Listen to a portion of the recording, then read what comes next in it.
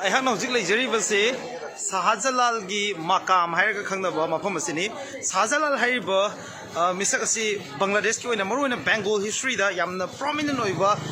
historical figure amani. Shah Jallal haibasi mahaksi Arabian Peninsula dagi maruoina Yemen dagi lakiba Islamic preacher amani. Mahakna Bengal da laaba matungda maruoina Bangladesh ki side na leiba mafam sida Islam je preach torokpa aduga Islam da convert torokhiba mayam se mahakki maruoiba role ni. Aduna mahakki maming lower kanda Bangladesh ki yamna maruoiba mafam sing maruoina Dhaka International Airport se hozik hana GI International Airport haidan tholambaje Shah Jallal International Airport masida natana Shah Jallal University maki maming institution mayam ama maming thonbaje chatnai aduga mafam asida hozik Shah Jallal gi masjid amasung Shah Jallal gi makam lei pasi mayam puna mi kaminasi mangdu uribasi Shah Jallal masjid ni haiba masjid si yamna chawi chawraba masjid amakakni masjid sigi akoibada mayam asi Mazar Sarif mahaki makam masida mayam dua tawnaba lakmin lai aduga masida uchek mayam amasu lei haiba khunusing asi atopa mafamda chatluraga su mafam sida aduma halai haidana thajanai aduga masi Mazar Sarif ni Mazar Sarif su mayam du ucharake aduga mangda leiriba masigi mathol ama ani ahum mari manga mathon manga gi building ama leibase masina masjid oigedoribani aduga maruina ai uncle Jalal yauri uncle Jalal da ina lakchaning base uncle mafam sida aikoina lakanda aduga Bengal history amasung Bengal literature da Shah Jallal amasung Pangal singi mari amakak yam chauna leinei haibagi thajana base aduga Pangal sing sida loinamak natraga su kharadi Yemenish root yawi aduga aikoigi culture sing da Pangal gi culture sing da Yemen ga mari leina wafum mayam ama lei haibagi matang ama mayam da yamna kanna haina badi tare adu uncle gi readings ta haitare uncle ngasi bodu nei narakpada taraf tasu uncle di hajin chatle aduna aikoigi taraf amasung Shah Jallal loina Pangal singa leina bu mari se samlapna haibe thambi Pangal singe puari neinaba matamda Pangal singe adumba forefathers sing ki yamna maru oiba saruk khara akoi taraf dagi horakpani haiba masema di yamna historical fact ni yam clear oire ada taraf si masida leramiba adumba lanmi sing amasung taraf ka leramiba adumba miyam se karam ba miyam no haiba potse masi hangkatna masi neinarakpa ki tanjada taraf sida akoi chawakna sahi chani kai chahum gumbagi mayada akhoi Shah Jallal haibase masi 1200 AD gi adwaida sanga masi Yemen dagi magi loinaba khumbu chahumga khumpuga loinana mafam sida lakiba aduga maga loinana lakiba chahum khumpu se masigi manungta taraf haibase maga loinana lakiba disciples amana hairiba mafam sigi akhoi haveli sigi head oina Shah Jallal gi administration makhada mafam si pankibagi puari adugi makhata rakpada sok lisingamaga chaunga marsuga mathoida Yemenis ruler do madu akhoi Tripura gi ningthau na maichi ma piraga invade tawkreba sigi matungda pathan gi lanwi sing laaga English singamaga chatruk supna mangata hairiba mafam jamu Tripura gi khuttagi invade taweba masi invade torom matungda akhoi pathan lanwi sing duga Yemenis gi hana lehauba sahi sani yankai chahum nom leirakpanina mafam tu leiramba agumba people singduga punna mix up tawraga akhoi lani sisemaga lani lisinamaga sumna tarki magi team che mase Manipur da yorakhibane aduna maram orakanda Manipur da leikhriba akhoi Pangal gi sadhanawda se mase Yemenis singi sadhanawda yawba pathan singi sadhanawda yawba ana Pangal singi forefather gi ancestor gi likhun se liakko matamda Shah Jallal gi Mazar Sarif che yamna maru oiba part ama oiba maru oina Manipur gi Pangal singna sizinaiba akhoi traditional cloth haiba tare masigi traditional cloth sida yariba phita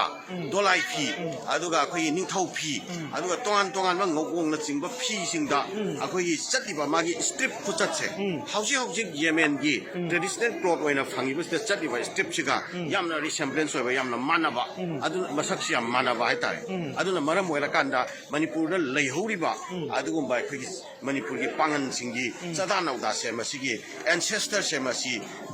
thigalakpa matamda Shah Jallal gi Mazar Sarif se masi yamna maru oiba adumba mafam amani haibase masi historical fact ni maram aduna mafam se masida Pangal singna magi ancestor singi khongul liba matamda mafam si yamna maru oina longnai aduna maram oira kana mafam sida khoi yengba ꯂꯥꯛꯄꯅꯤ ꯁꯤꯗ ꯑꯩꯈꯣꯏꯒꯤ ꯃꯥꯡꯗ ꯑꯣꯏꯕ ꯃꯐꯝꯁꯤꯗ ꯃꯥꯒꯤ ꯂꯣꯏꯅꯕ ꯑꯗꯨꯝꯕ ꯗꯤꯁꯥꯏꯄꯜꯁ ꯆꯍꯨꯝꯒ ꯍꯨꯝꯐꯨꯗꯨꯒꯤ ꯑꯗꯨꯝꯕ ꯀꯕꯔꯁꯇꯥꯟ ꯑꯃꯁꯨꯡ ꯅꯤꯡꯁꯤꯡ ꯑꯩꯈꯣꯏꯒꯤ ꯀꯕꯔꯁꯇꯥꯟ ꯃꯐꯝꯁꯤꯗ ꯂꯩ ꯍꯥꯏꯕ ꯇꯥꯔꯦ ꯇꯣꯉꯥꯟ ꯇꯣꯉꯥꯟꯕ ꯃꯐꯝ ꯀꯕꯔꯁꯇꯥꯟ ꯑꯣꯏꯈ꯭ꯔꯒꯁꯨ ꯃꯥꯒꯤ ꯅꯤꯡꯁꯤꯡ ꯀꯕꯔꯁꯇꯥꯟ ꯑꯃꯃꯝ ꯃꯐꯝꯁꯤꯗ ꯂꯣꯏꯅ ꯊꯝꯃꯦꯕ ꯁꯤꯗ ꯃꯥꯡꯗ ꯑꯣꯏꯕꯁꯦ ꯃꯁꯤ ꯃꯥꯒꯤ ꯂꯣꯏꯅꯕ ꯑꯗꯨꯒꯨꯝꯕ ꯗꯤꯁꯥꯏꯄꯜꯁꯤꯡꯗꯨꯒꯤ ꯀꯕꯔꯁꯇꯥꯟ ꯉꯥꯛꯇꯅꯦꯕ ꯍꯣꯏ ꯍꯣꯏ ꯑꯁꯤꯗ ꯂꯩꯔꯤꯕ ꯀꯕꯔꯁꯇꯥꯟ ꯃꯌꯥꯝꯁꯦ ꯀꯕꯔꯁꯇꯥꯟ ꯃꯌꯥꯝꯁꯦ ꯃꯥꯒꯤ ꯂꯣꯏꯅꯈꯤꯕ ꯃꯥꯒ ꯂꯣꯏꯅꯅ ꯂꯥꯛꯈꯤꯕ ꯁꯥꯍ ꯖꯂꯥꯜ ꯍꯥꯏꯔꯤꯕ ꯑꯩꯈꯣꯏꯒꯤ ꯍꯦꯠ ꯄ꯭ꯔꯤꯁꯁꯦ ꯃꯁꯤꯒ ꯂꯣꯏꯅꯅ ꯂꯥꯛꯈꯤꯕ ꯄ꯭ꯔꯤꯆꯔꯁꯦ ꯏꯁꯂꯥꯃꯤꯛ ꯄ꯭ꯔꯤꯆꯔꯁꯦ ꯏꯁꯂꯥꯃꯤꯛ ꯄ꯭ꯔꯤꯆꯔꯁꯦ ꯃꯁꯤꯒ ꯂꯣꯏꯅꯅ ꯂꯥꯛꯈꯤꯕ ꯑꯗꯨꯝꯕ ꯃꯥꯒꯤ ꯗꯤꯁꯥꯏꯄꯜꯁꯤꯡꯗꯨꯒꯤ ꯃꯐꯝꯅꯦꯕ ꯑꯣ ꯇꯥꯖꯧ ꯁꯤ ꯀꯗꯥꯏꯔꯣꯝꯗꯅꯣ ꯆꯠꯂꯤꯁꯦ ꯑꯩꯈꯣꯏꯅ ꯁꯤꯒꯤ ꯆꯠꯂꯒ ꯑꯗꯣ ꯃꯊꯛꯇ ꯑꯣꯏꯕꯁꯤꯅ ꯁꯥꯍ ꯖꯂꯥꯜ ꯃꯁꯥꯃꯛꯀꯤ ꯑꯣꯏꯕ ꯃꯖꯥꯔꯤ ꯁꯔꯤꯐ ꯂꯩꯔꯦ ꯁꯣꯝꯗ ꯀꯥꯔꯁꯤ ꯑꯍꯥꯟꯕ ꯑꯁꯤꯗ ꯖꯤꯌꯥꯔ ꯇꯧꯔꯁꯤ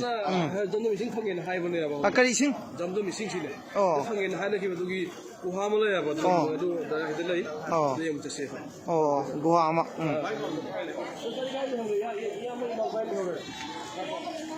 ꯃꯐꯝꯁꯤꯗ ꯃꯌꯥꯝ ꯂꯥꯛꯑꯒ ꯐꯣꯇꯣ ꯀꯥꯞꯅꯕꯒꯤ ꯃꯑꯣꯡ ꯃꯌꯥꯝ ꯑꯃ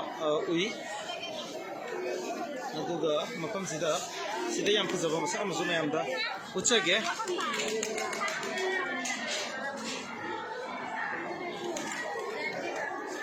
ꯑꯩꯈꯣꯏꯒꯤ ꯈꯨꯟꯅꯨꯁꯤꯡꯁꯤꯅ ꯐꯧ ꯊꯝꯃꯀꯥꯟꯗ ꯐꯧꯁꯤ ꯄꯤꯖꯔꯤꯀꯣ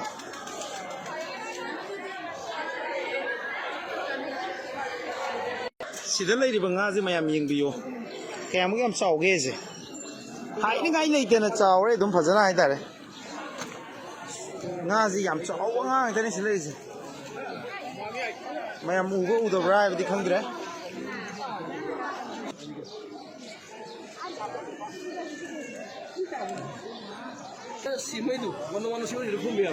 ꯁꯤ ꯀꯕꯔꯁꯇꯥꯟꯅꯤ ꯃꯤ ꯃꯌꯥꯝ ꯑꯃꯒꯤ ꯀꯕꯔꯁꯤ ꯃꯁꯤꯗ ꯃꯐꯝꯁꯤꯗ ꯂꯩ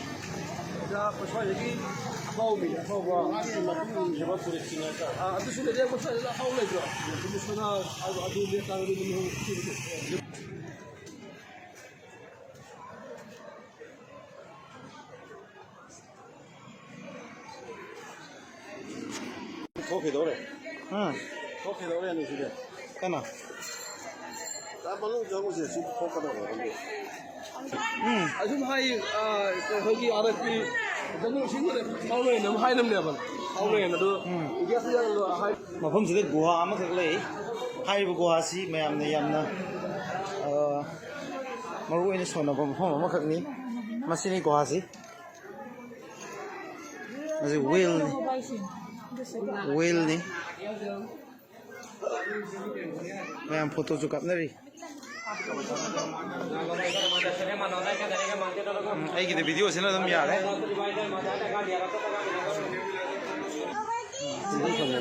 ꯃꯣꯏ ꯕꯦꯡꯒꯣꯂꯤꯅ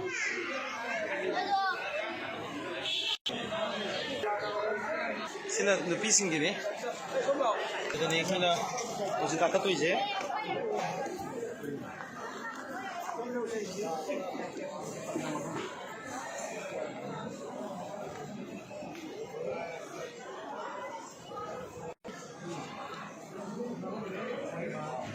ꯁꯣꯝ ꯅꯥꯀꯟꯗ ꯃꯁꯖꯤꯗ ꯂꯩꯔꯦ ꯁꯤꯗꯅ ꯃꯀꯥꯝ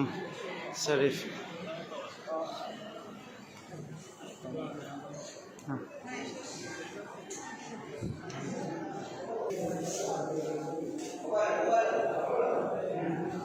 दुआ तौरी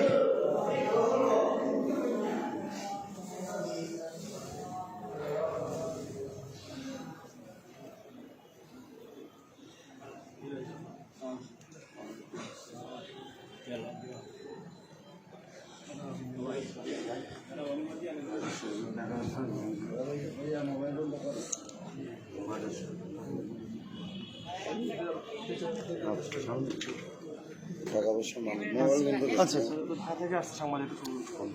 ओके ठीक है मांगदा लेरिबसी मसिना अखोगी शाह जलाल गी कब्रस्तान दुनी मसि मफम जि लेरिजे सिदा हेक लेरिबसिने निशत तो दासना मोइला रातले सुबिता मांगदा लेरिबा अंगांगबा करिसिने जि शाह जलाल गी एखो जियारत तौरनी अदुगा सिगी सिना माकी लोइनबा हाइतारे माकी कंपनी सिंगी ओइदोइने ꯃꯁꯤꯗ ꯀꯦꯟꯗꯜ ꯊꯥꯅꯕ ꯈꯣꯠꯅꯕꯁꯨ ꯃꯌꯥꯝ ꯑꯃ ꯌꯥꯎꯔꯤ ꯃꯁꯤ ꯇꯣꯉꯥꯟ ꯇꯣꯉꯥꯟꯕ ꯊꯥꯖꯅꯕꯤꯅꯤ ꯀꯨꯔꯥꯟ ꯁꯣꯟꯕ ꯈꯣꯠꯄꯁꯨ ꯃꯌꯥꯝ ꯑꯃ ꯌꯥꯎꯔꯤ ꯁꯤꯒꯤ ꯃꯖꯥꯔꯁꯤꯃꯛꯇꯤ ꯅꯝꯕ ꯌꯥꯗꯦ ꯍꯥꯏꯕ ꯃꯅꯨꯡꯗ ꯂꯩꯔꯤꯁꯤ ꯑꯗꯨꯒ ꯃꯄꯥꯟꯗ ꯂꯩꯔꯤꯁꯤ ꯂꯣꯏ ꯅꯝꯕ ꯌꯥꯏ ꯍꯥꯏꯕ ꯁꯤꯒꯤ ꯃꯌꯥꯝꯁꯦ ꯂꯥꯏꯔꯤꯛ ꯂꯥꯏꯁꯨ ꯄꯥꯐꯝ ꯃꯌꯥꯝ ꯑꯃ ꯊꯝꯃꯤ ꯀꯨꯔꯥꯟ ꯇꯤꯂꯥꯋꯠ ꯇꯧꯐꯝ ꯃꯌꯥꯝ ꯑꯃ ꯊꯝꯃꯤ